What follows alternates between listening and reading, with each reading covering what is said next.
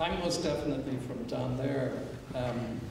But like Katrina, my people are from Mayo, so I really think of myself as from over there. But I'm a Bradley, and I think my people had to leave Derry in suspicious circumstances sometime in the 19th century. So I'm from up here as well. I'm from all over the place. Now, the last time I spoke here in this building was in the mid-1990s, and Paddy Mayhew was still Northern Ireland Secretary of State, and he was harumping behind me on the platform because I don't think he liked what I said. And the theme was the future benefits of the yet-to-be-built Belfast-Dublin economic corridor. And by golly, we've come a long way since then. But I noticed driving up on the motorway this morning that you don't see the word Newry until you reach Dundalk. Have you noticed that? Yeah. What's going on here? And when the last two times I came to Newry, I took the wrong, I missed the turning off on the south side of Newry, and I had to come into Newry from the north because it emphasizes Warrenpoint and the coastal route. And you guys have a problem here. And with the VAT increase, I think you better watch that they don't take those two references to Newry off the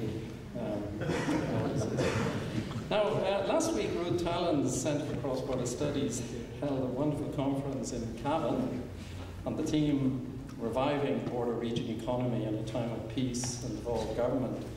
We had to tag on a global recession because events caught up with us. The most revealing session in that conference was the one where we got a group of leaders of successful manufacturing enterprises from the border region to speak of their experiences and how they related to the island economy and the wider economies of these islands and the rest of the world. And what was unexpected was that the border was not a major issue for these people. To the extent that it featured in their thinking, it was a positive factor, often permitting them to stabilize their operations over a range of diverse markets, north, south, and east.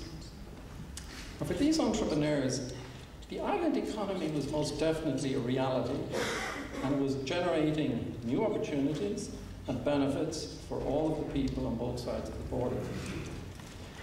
The business community has moved on. They're focused on deriving benefits from improved island infrastructure and spillovers from the island's location within the single European market. Northern firms such as Crosscar Foods towards Castlewellan can supply Cork, the Irish Army in Cork, leaving their plant late at night, arriving in Cork at 5 in the morning, and they're no longer bothered with the 8-hour rule and having double drivers.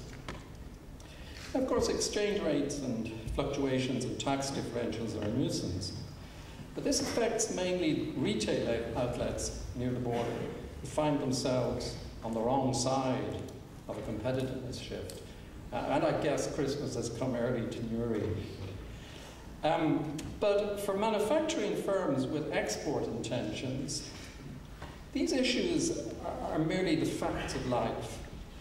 And they're dealt with in a context of a global marketplace. So what's the problem? Why have we an uneasy feeling that all is not well on our island economy? I think it's that the remaining economic problems and barriers are much more subtle than the consequences of disruptive violence, cratered roads, border customs blocks. But even though they're more hidden, they're just as serious. And I want to illustrate these problems by commenting on the recently published Northern Ireland Economic Strategy document and give you an outsider's view on it. This was launched this week by the Minister for Enterprise, Trade and Investment, Arlene Foster.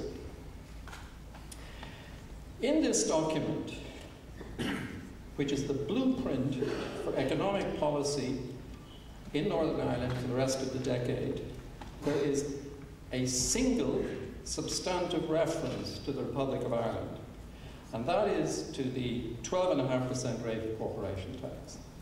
And that's it. In the separate statistical annex, which only anoraks like me bother to read, there's a glancing reference to the fact that the Republic of Ireland takes more Northern Ireland exports than the whole of the rest of the non-UK European Union. So boy, are we economically interlinked. But a more concern to you in Newry should be that there are absolutely no references in this strategy to sub-regional issues within Northern Ireland. Now, it may interest you to know that the officially published Northern Ireland economic statistics makes it impossible to explore how the Newry-Mourne region is performing relative to other Northern Ireland regions or relative to Northern Ireland as a whole. Of course, there are a range of social indicators available, but nothing about the inner workings of the Newry-Mourne economy. Now, of course, the Republic's economic strategy documents are not much better, although the fact that the Republic only exports about 1.5% of its total exports to Northern Ireland is a partial explanation of the lack of interest, but no excuse. Initiatives focusing on the island economy have tended to fall to the non-government sector. So for example, the Irish Academy of Engineering published a study of infrastructure for an island population of 8 million in 2010. But recent developments have made it abundantly clear that neither government, North and South, has any intention of prioritising a serious deepening and rationalisation of island physical infrastructure. Turning to the island educational infrastructure, the disconnect between the vital third-level institutes on either side of the border is shocking. Recent studies suggest that these function in a hermetically sealed way with little by way of cross-border flows, and we've had examples of similar disconnect with hospitals. Now, it seems that the challenges of addressing these cross-border incompatibilities and the hundreds of others that I could touch on seem to be beyond the narrow bureaucratic minds of both administrations, North and South. And in the absence of policy initiatives, some of which demand more by way of imaginative and proactive thinking than huge financial resources, opportunities are lost, synergies are not realized, and the business communities cannot operate with the best kind of public goods that only government can supply. During the recent Cross-Border Research Institute research project that formed the core of the conference last week, I visited many manufacturing enterprises on both sides of the border, in particular in this region.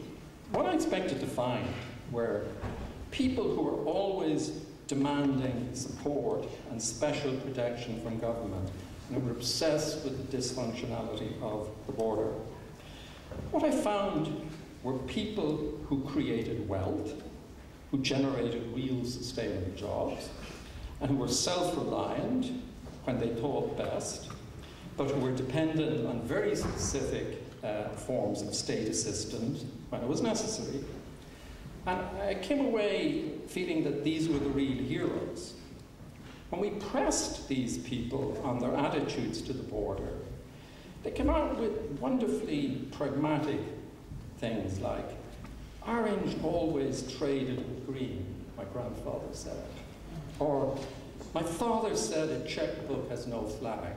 This is the way that they spoke. But when we step into the civil service and political domain, what I found was attitudes that were more negative, suspicious, and short-sighted. The curious fact is that many of the actors in the public sector, more the civil service than politics, perceive of themselves as driving forward further mutually beneficial economic integration of the island. But the reality is often different, and we should stop blinding ourselves to the obvious policy failures and the inbred reluctance of our two administrations to grasp the benefits that would flow from the recognition that, for better or for worse, the economic futures of North and South are closely intertwined. We live in a hostile and competitive world, and ducking this economic challenge is no longer an option. Debates on the future legal and constitutional character of our island are longer term. They've raised their head this evening. But I don't think they should disrupt the process of economic development of the island within the EU, which is a much more urgent short-term need and should not be disrupted by these debates.